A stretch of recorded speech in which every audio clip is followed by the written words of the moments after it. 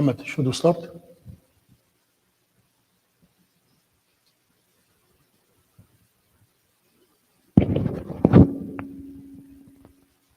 Yes.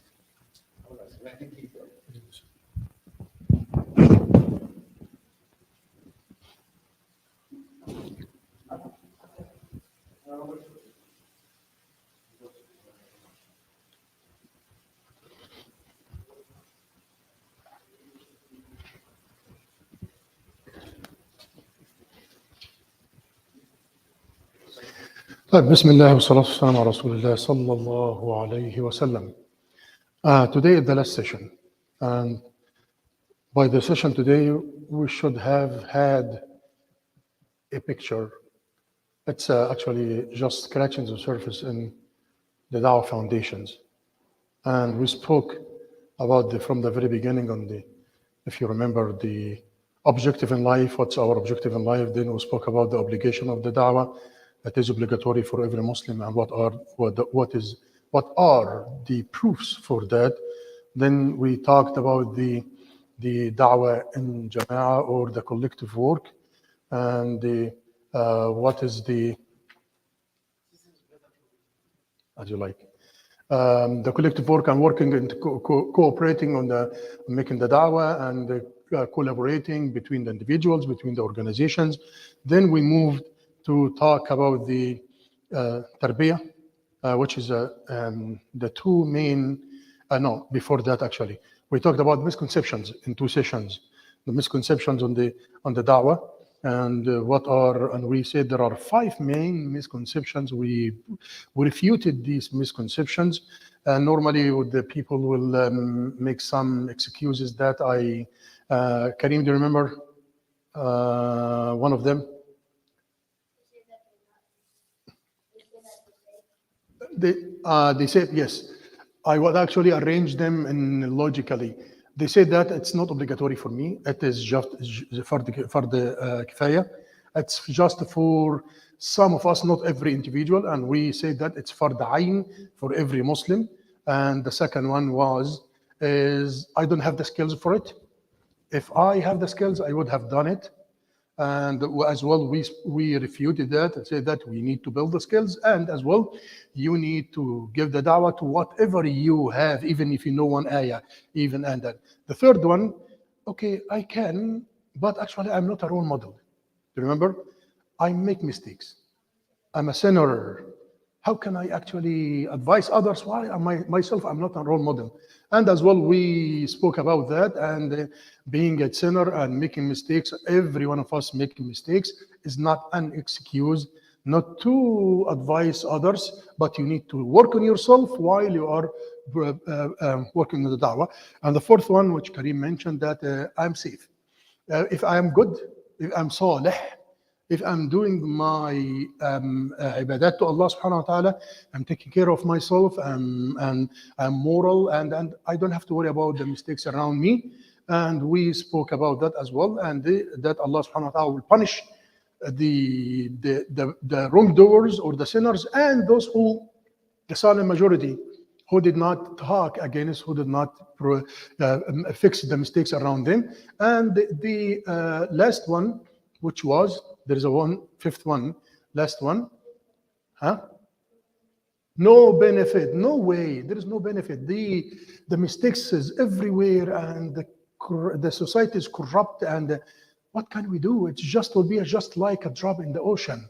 And as well, we spoke about that. So we covered these 5 main misconceptions on the Dawah, and this left us with the sense that I have to do it regardless what is the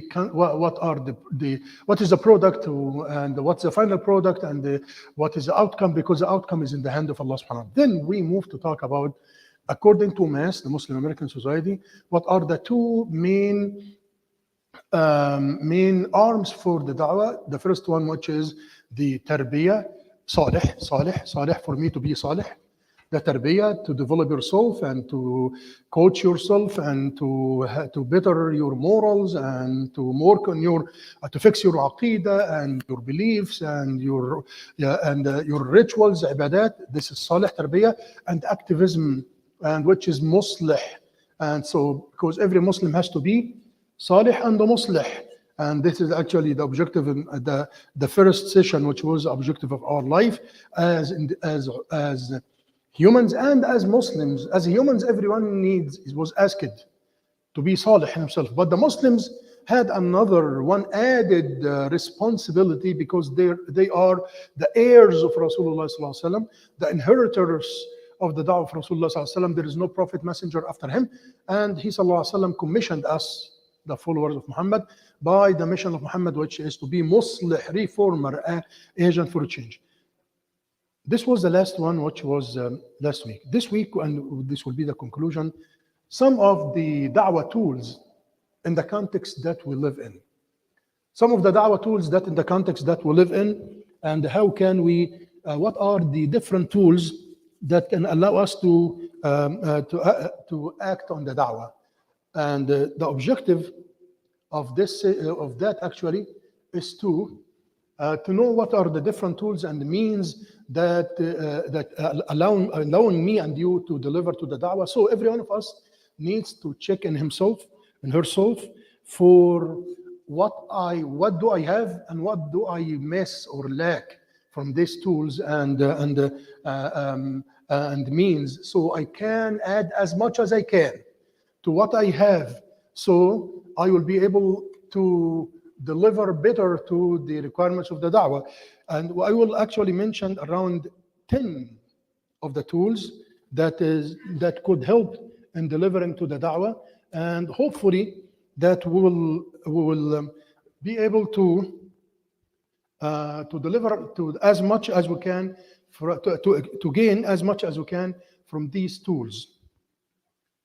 It will come. And the second objective for the session today, which is to know what is your niche, what is the best, what is the best of your capabilities that allowing you to perform the da'wah. And one of this objective is very important, so it can allow us to seems that I will not.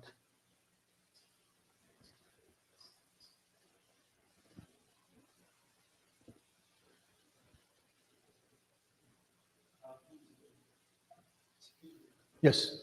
May I bring my notes? Yes, you can bring your notes. Okay, let's keep this on the side.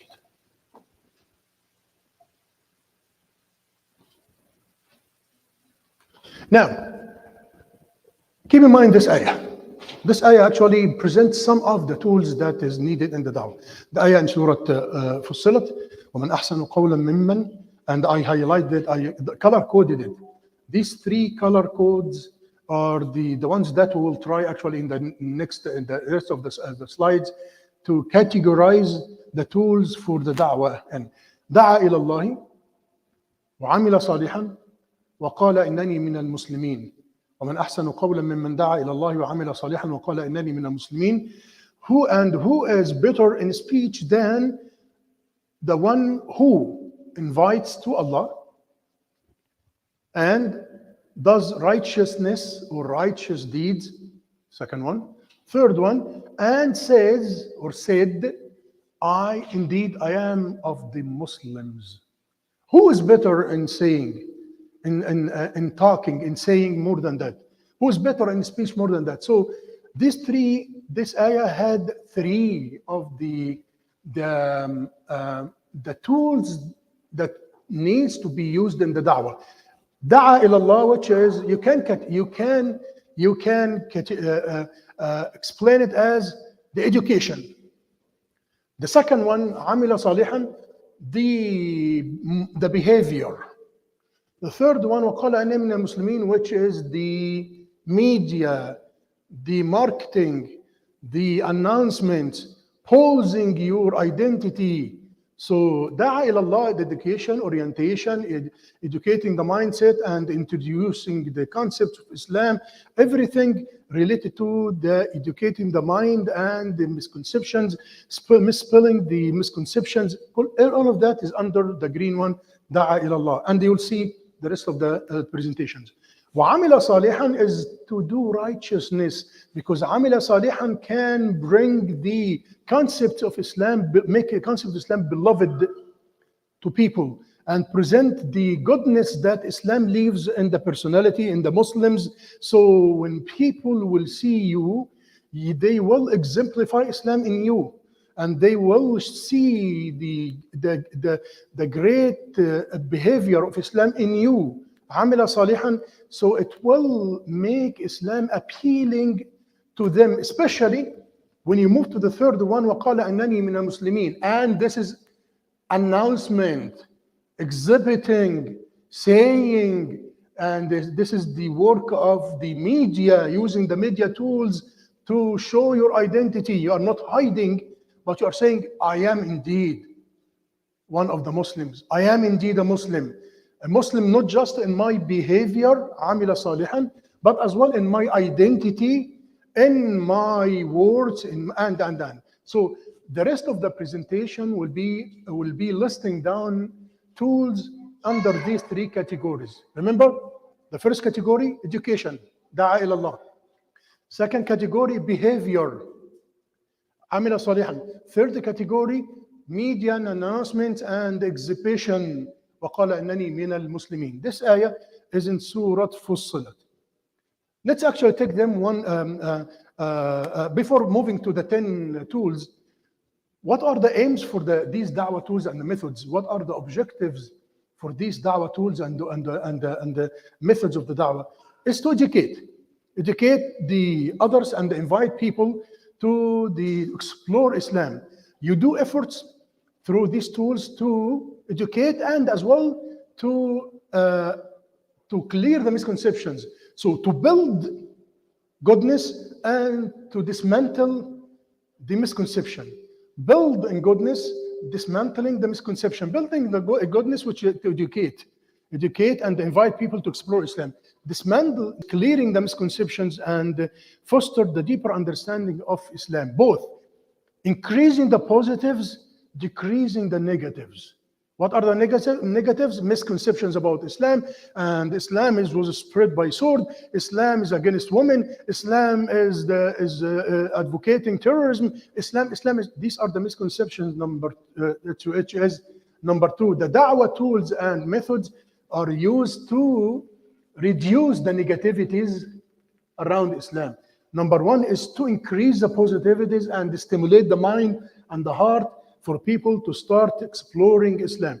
The third one, which is advocating the rights of Muslims in practicing their rituals as well, because the tools that we will present now, they are, when we present Islam to people, it will normalize the concepts of Islam in their minds, so Allah subhanahu wa ta'ala will open their hearts to not to question, to be apprehensive about the beliefs and the rituals of Muslims.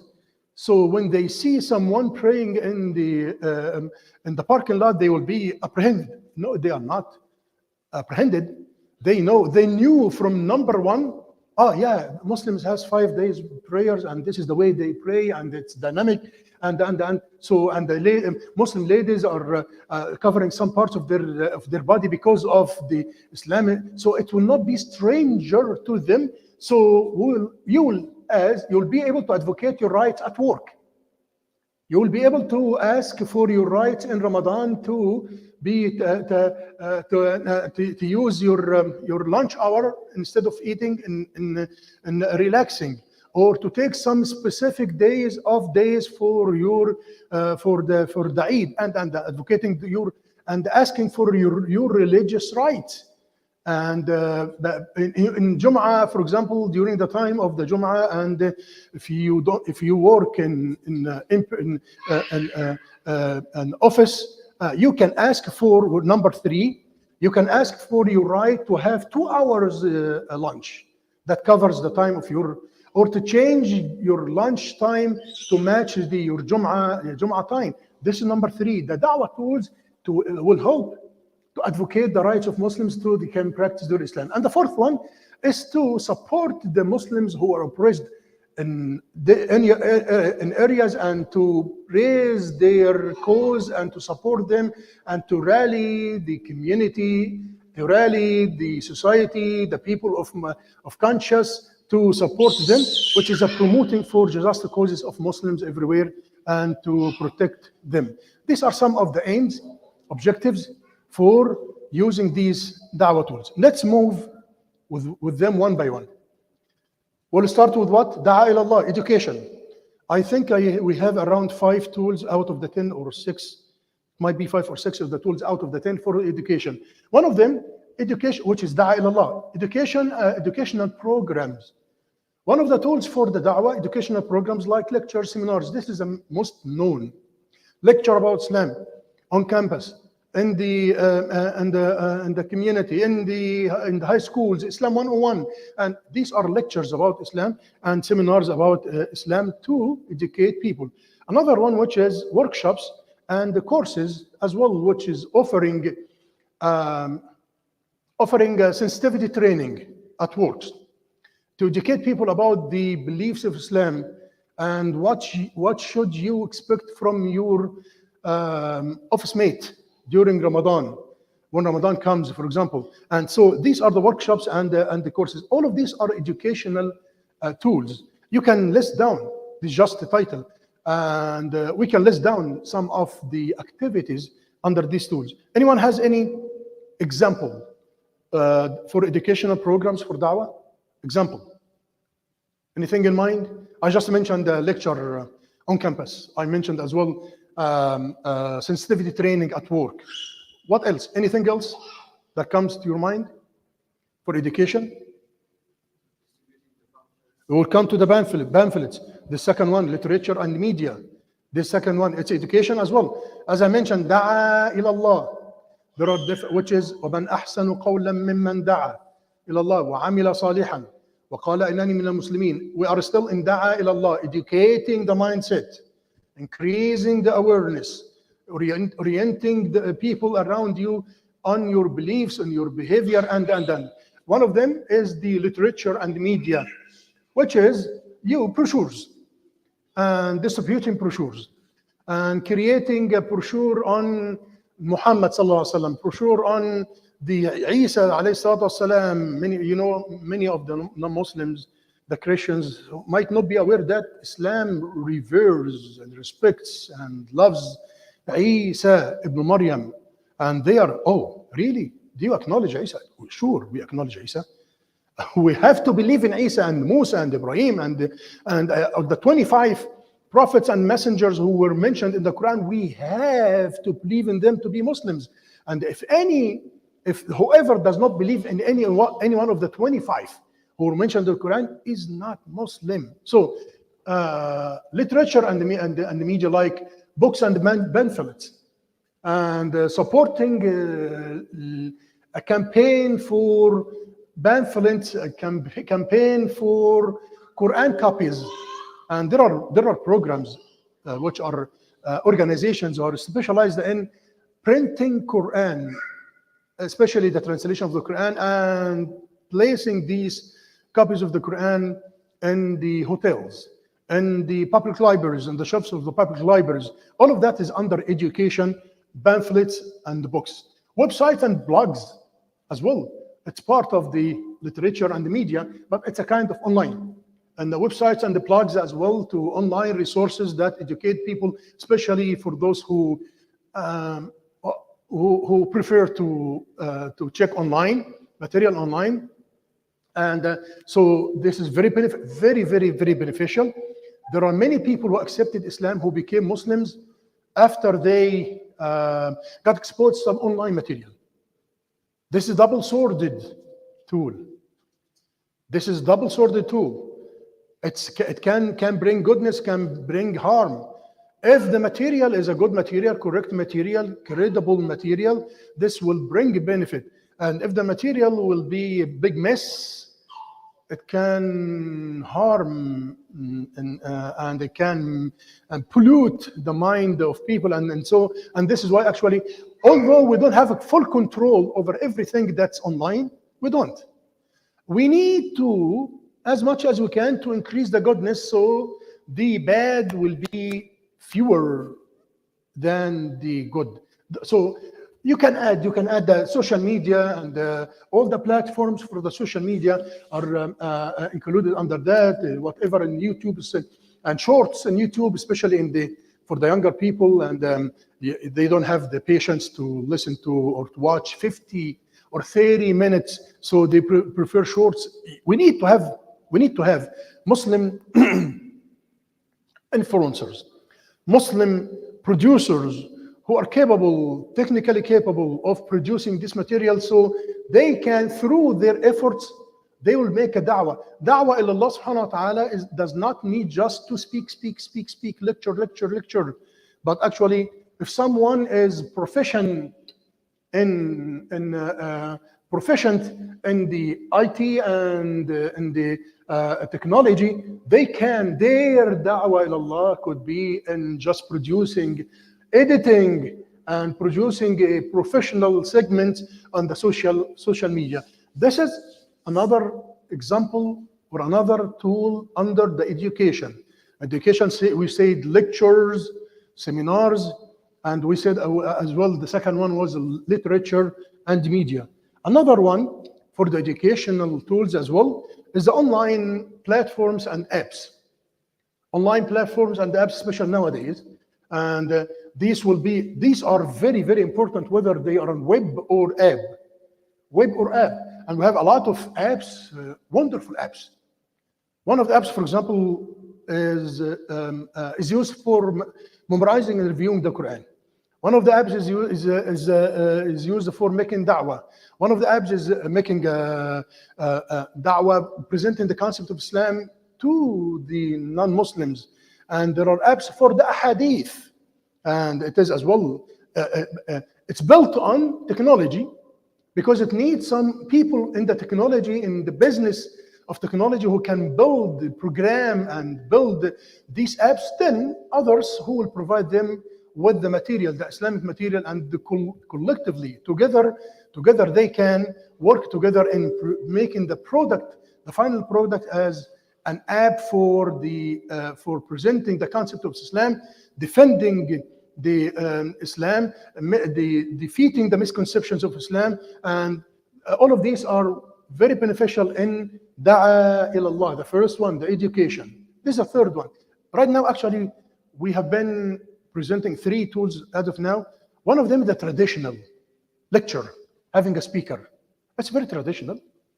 But in addition to the traditional, there are written material, distributed material, printed material, literature, and this one is app, and it's what online. So it's audiovisual. And can you see the diversity of the tools? The tools of the da'wah are not anymore very traditional, just monotone. There are multiple tools. Yes. Using interesting way, way of the story, using drawing and graphic in a good way. Yeah. This is attract all people. So, I agree. With the caveat is some of the fuqaha presenting the Sahaba, the figures of the Sahaba as pictures. In pictures, there is difference in opinion, with a strong opinion not to make it for the Rasul, for sure Rasulullah sallallahu alaihi wasallam and the Sahaba. But I agree with you on the tool, caricatures and pictures without the face.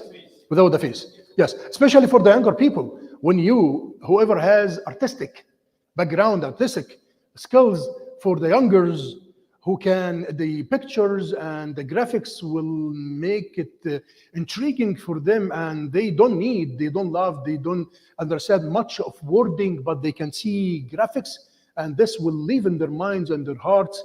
The concept in graphics, this is great. Yes. That's agree. The fourth one, which is part of the Da'wah Allah, it's different, interfaith dialogues. Now, we are moving from educating in general to interacting. Still Da'wah ilallah, the first column. We said there are 3 columns that were mentioned in the ayah in Surah Fussilat. وَمَنْ أَحْسَنُ قَوْلًا مِمَّنْ دَعَا إِلَى اللَّهِ, education, orientation. And the second column, وَعَمِلَ صَالِحًا, which is the behavior and role model. وَقَالَ إِنَّنِي مِنَ الْمُسْلِمِينَ, and this is the exhibition and identity, presenting your identity. So we are still till now in the 4th tool, talking about the education, دَعَا إِلَى اللَّهِ, interfaith dialogue, and organizing community events with the people of other faith. Whether other faith, interfaith means other faith, not atheists, but this could be extended as well to people of no faith.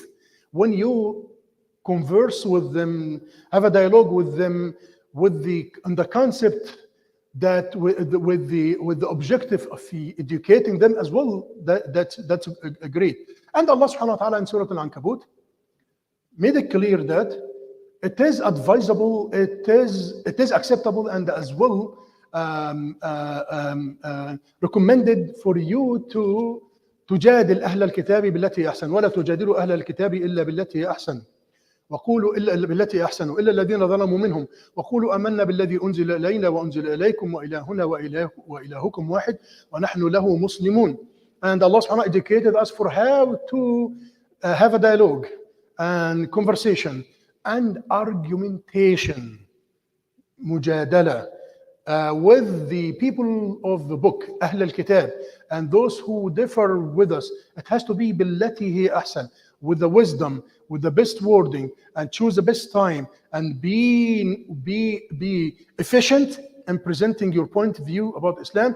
At the same time, respecting, and don't entice them to ولا تسبوا الذين يدعون من دون الله فيسبوا الله عدوا بغير علم, and don't actually insult their beliefs, otherwise they will insult your beliefs, including Allah subhanahu wa ta'ala and Muhammad sallallahu alaihi wasallam. So the Quran has a lot of injunctions and teachings for how to deal with the people of the book and the people of different beliefs, how to build the relationship with them. And actually I made it a note here, beware. We have differences as we have similarities.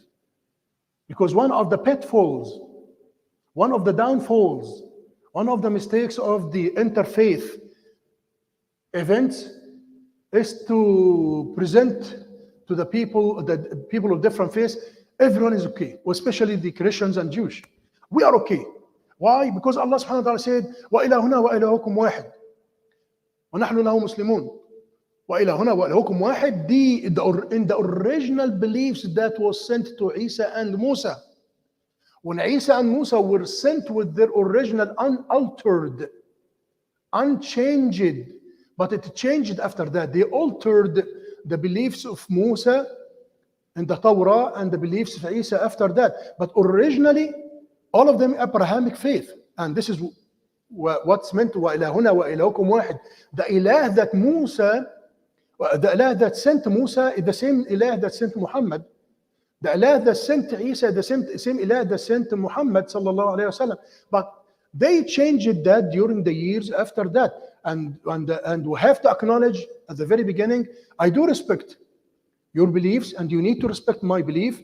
And we need collectively to know that there are areas of similarities, but there are areas of differences. And in the areas of differences, I cannot assimilate. In the areas of differences, I cannot water down my deen and my principles for the sake of coming together. We cannot do that. We should not do that. And this is what actually one of the pitfalls of the many of the interfaith dialogues. Another tool for the interfaith, which is a panel discussions. It's not just interfaith, it's not just for present your religion, I'll present my religion, but discussing as well topics of common interest that all religions have a say in.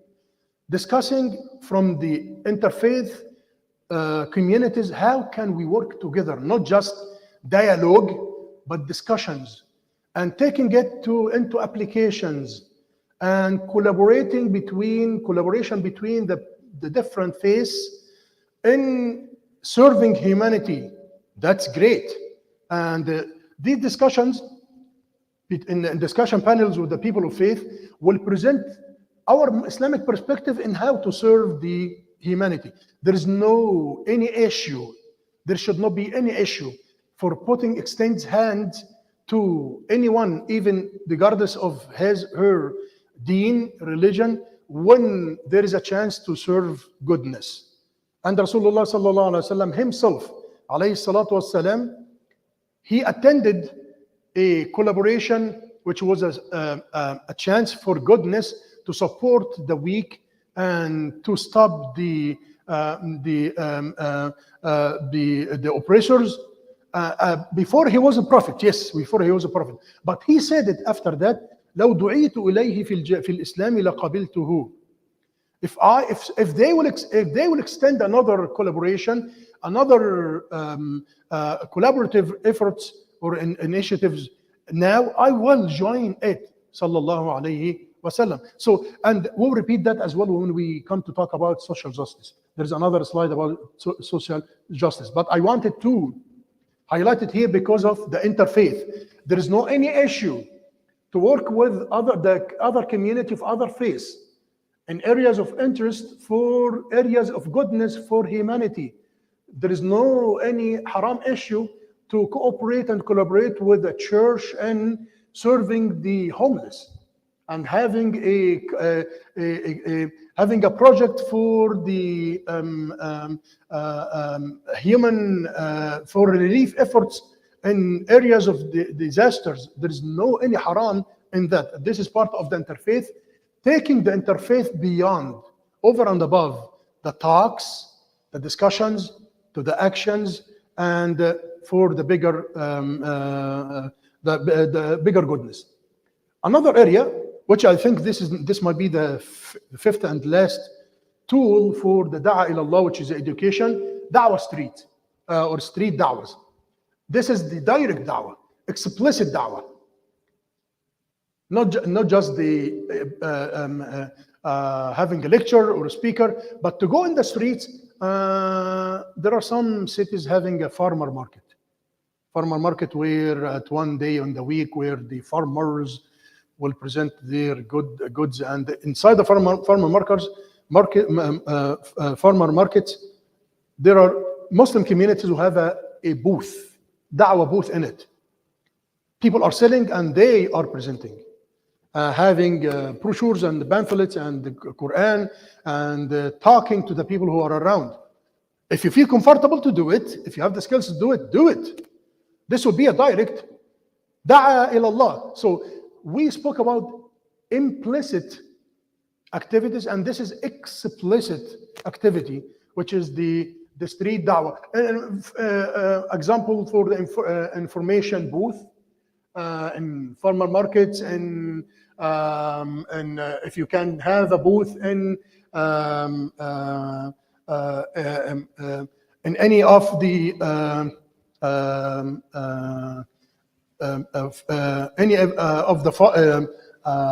markets or in the around any of the big crowds, stadiums, and if you can handle it, do it.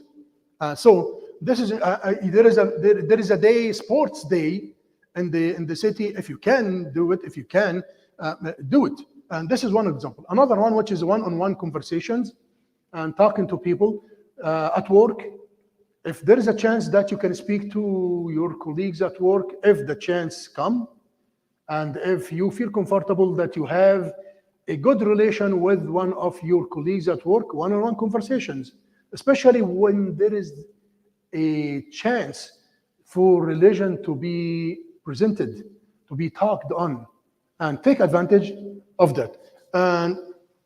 And I'm giving you just an example for one of the projects that Mass has in different places, which is called Know Your Muslim Neighbor. Know Your Muslim Neighbor is a Dawah project where the community books or reserves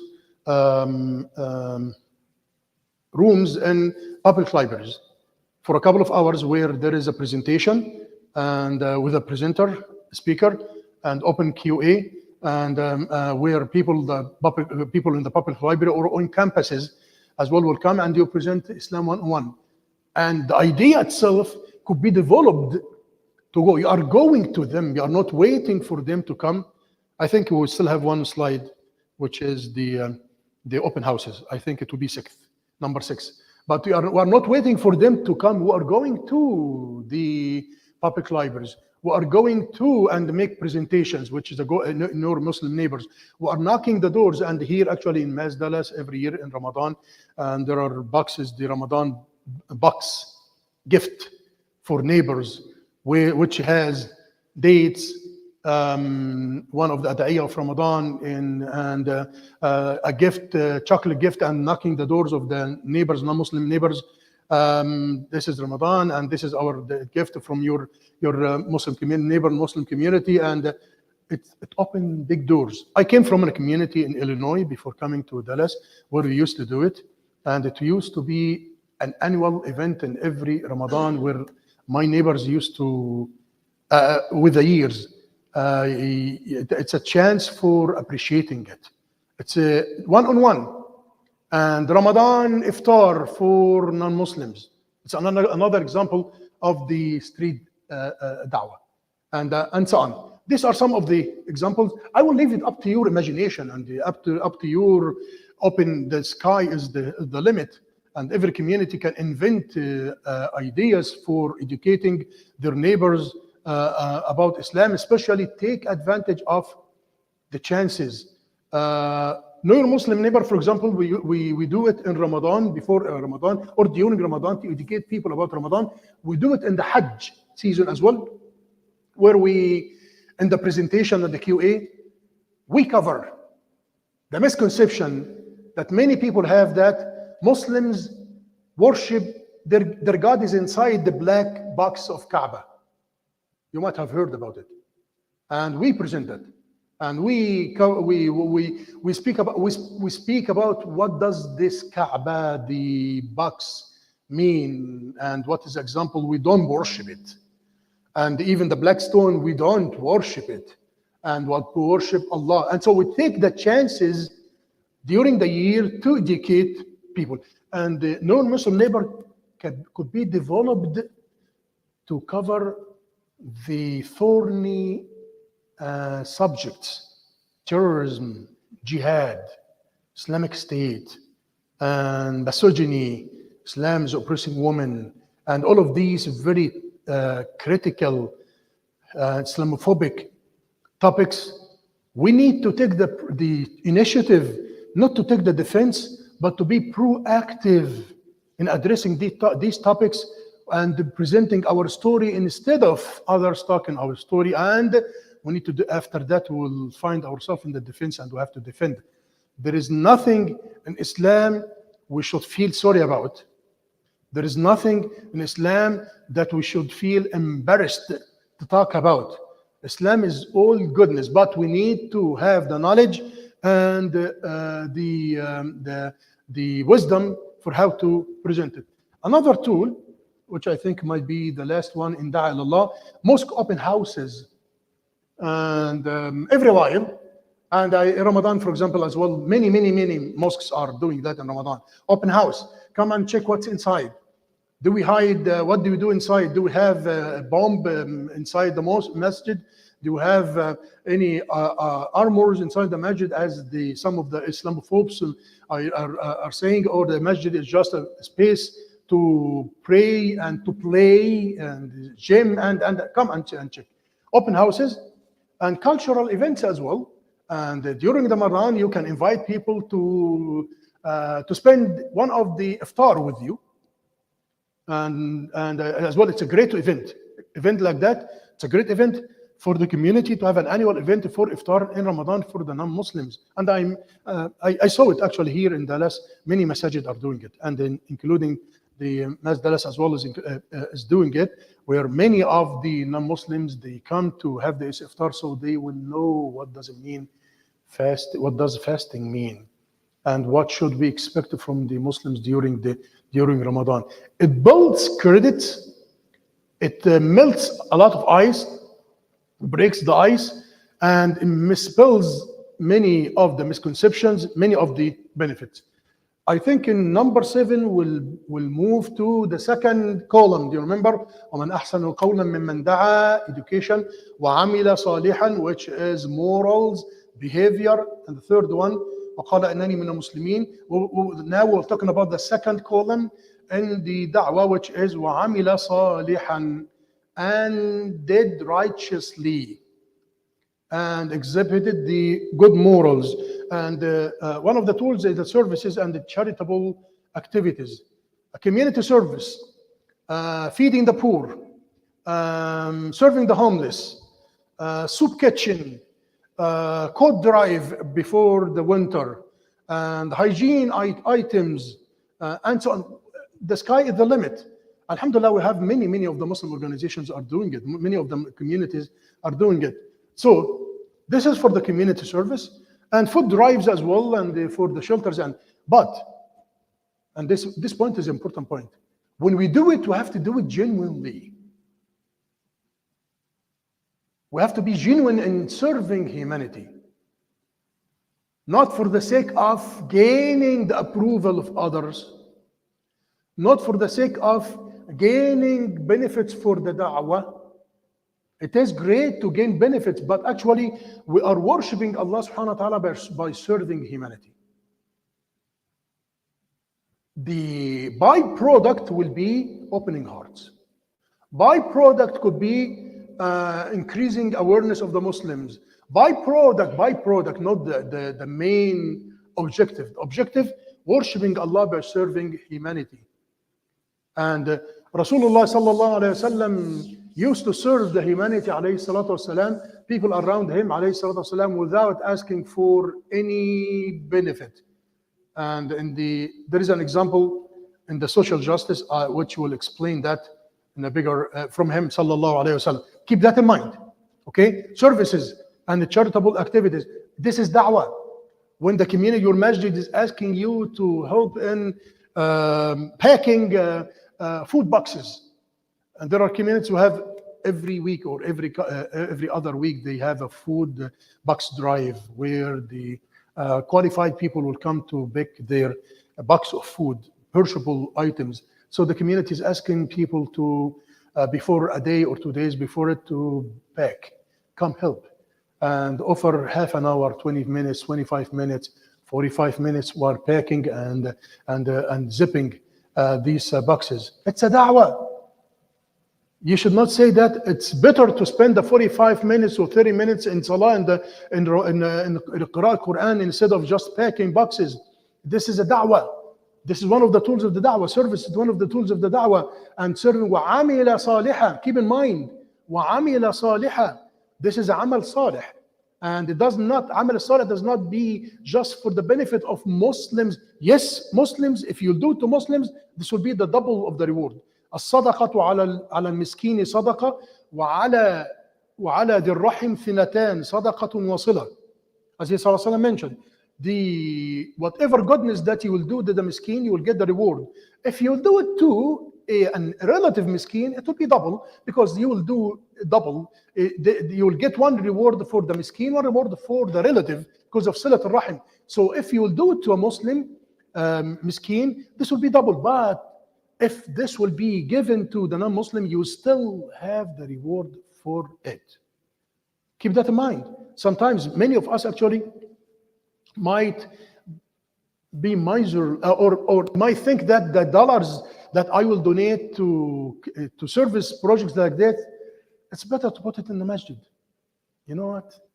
It's amal salih.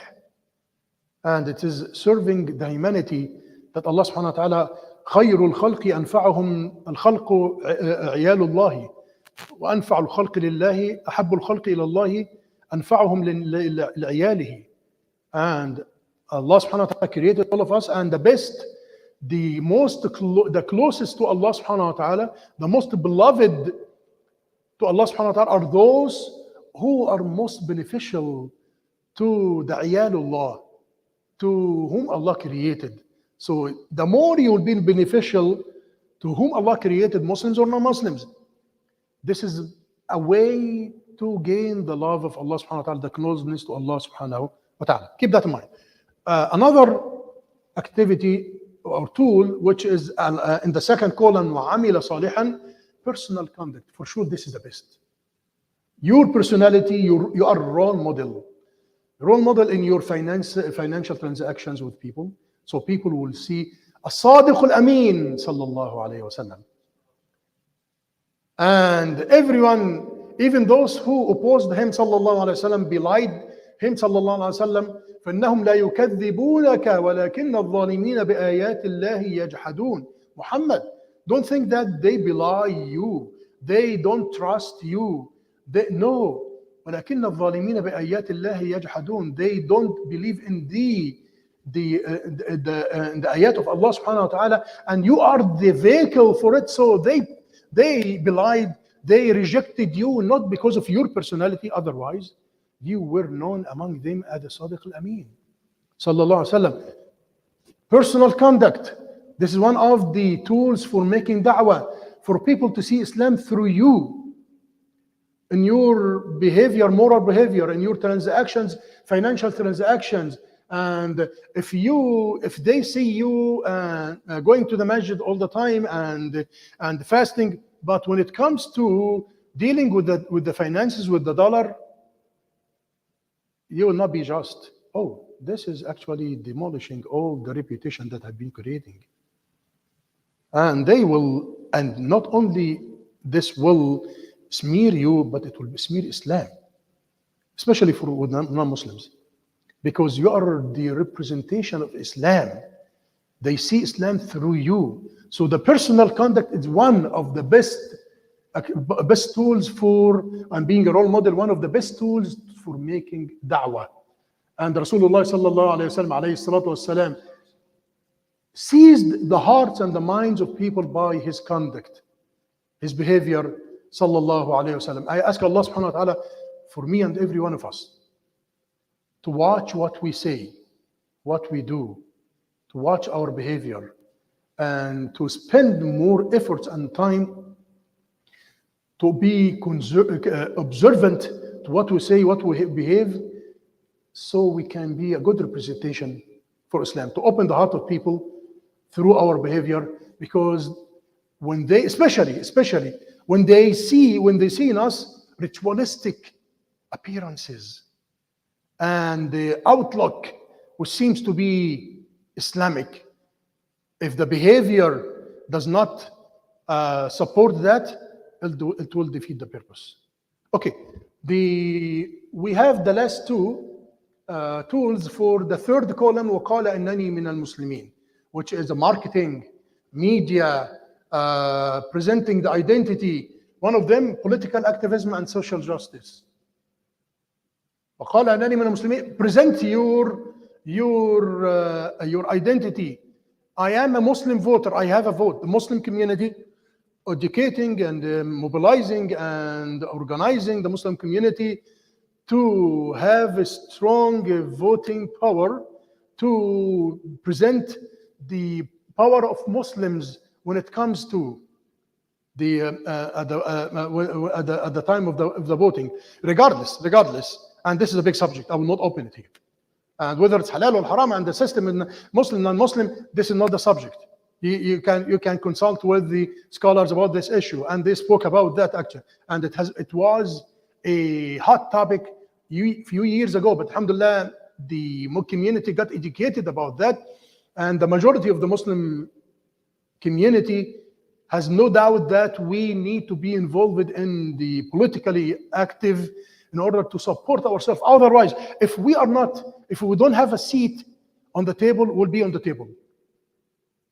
We'll be eating on the table. If we don't have a seat on the table to be part of those who will decide on the fate, on what is distributed on the table, will be on the table being distributed. يوشك أن تداعى عليكم كما تداعى الأكلة إلى قصعتها. And this is what he ﷺ prophesied.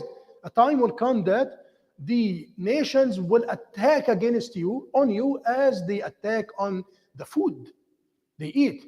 If we will not be making the fate of the discussion, will be part of the discussion subject, and so on. The political activism And I just quoted one of the concepts here actually, which is used in this context for the political participation. تعظيم وتحصيل أعظم المنفعتين ودرء أشد الضررين whenever it comes that you cannot avoid both. You have two options and both of them are harm. The Shariah is saying that avoid the biggest harm or the bigger harm, even if you have to take the lower one. If you have two options and you have to take, and both of them are beneficial, but you have to take one of them only. The Shariah is saying that achieve the biggest benefit and push away the biggest harm. And this could be applied in the political arena, because you might not have a candidate who is the best serving Islam and against the haram. You might not find that candidate. So what should I do? Should I isolate myself totally from the process and leave them to decide on me? So I will be on the table, not around the table. We should not do that. Anyway, it's a big subject. And the second one, which is standing for justice and for everyone in the.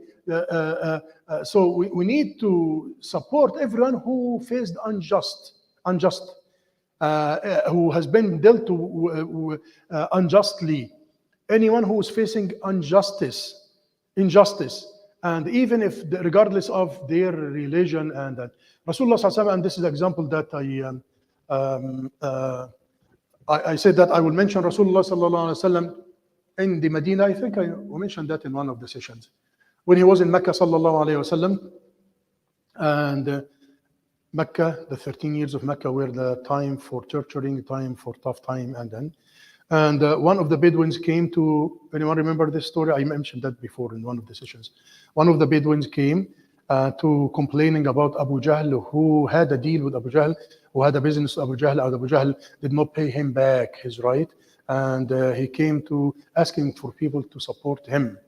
And the people of Mecca wanted to make fun of Rasulullah sallallahu alaihi wasallam and to put Rasulullah sallallahu in troubles by telling the man, this man can help you.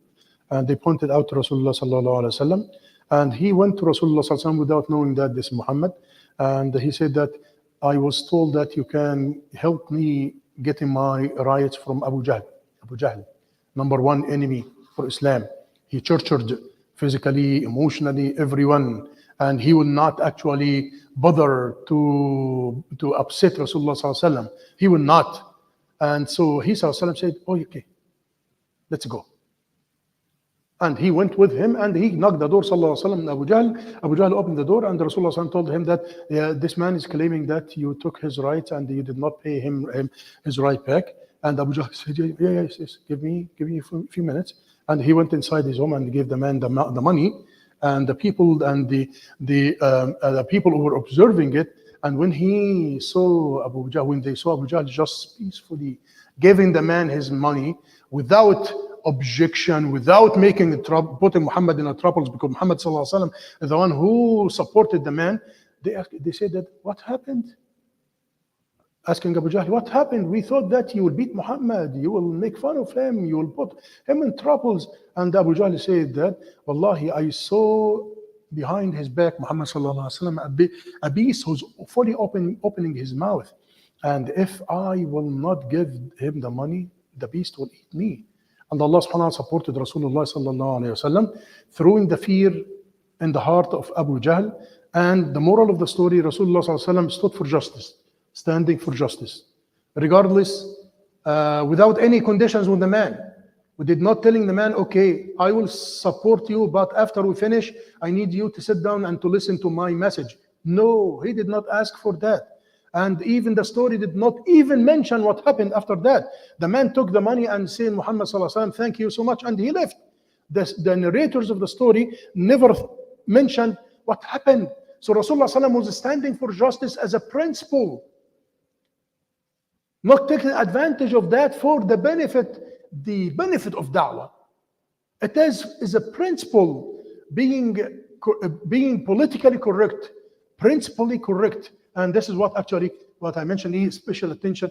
We have to do it genuinely, and for sure, a special reward will be given for the Muslim brothers and sisters. And as I mentioned, double the reward when you support your Muslim brothers and sisters, because you will have the two reasons for that.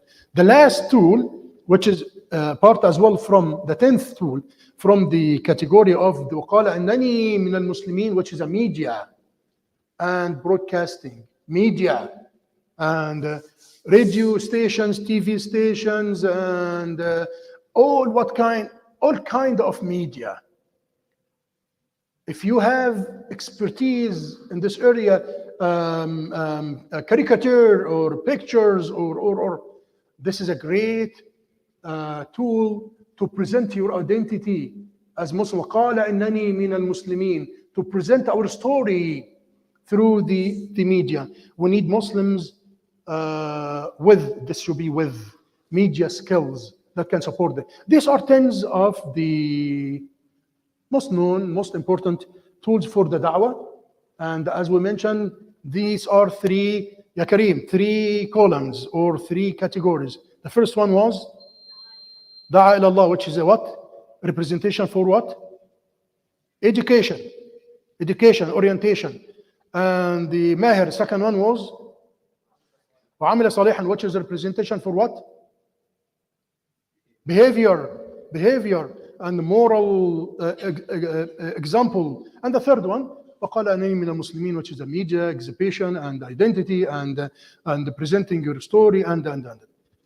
Last slide, which is we need to ask ourselves actually, and you need to ask yourself, what's your passion for the da'wah?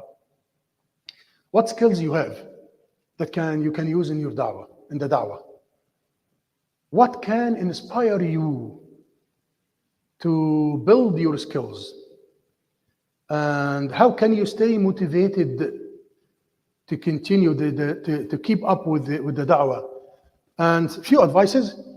You need to actually pinpoint, after you ask your question, what are skills? Pinpoint some of the areas of the da'wah that we mentioned, 10 of the areas. Pinpoint which is the most appealing to me, most important, most beloved to me, and to build my capacity in it. And I need to stay inspired and motivated to look for something which is motivating me.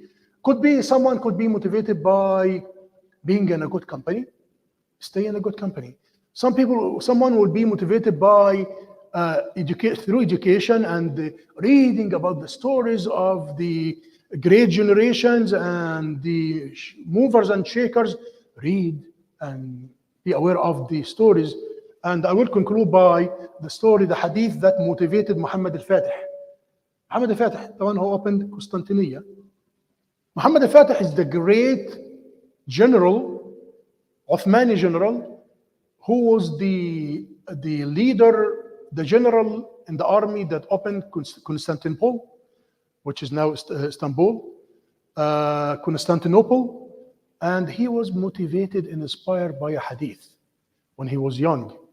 The hadith, Rasulullah sallallahu alaihi wasallam said, "La tuftahunna Constantiniya, fala ni'ma al-jayshu jayshuha, wa la ni'ma al-amiru amiruha."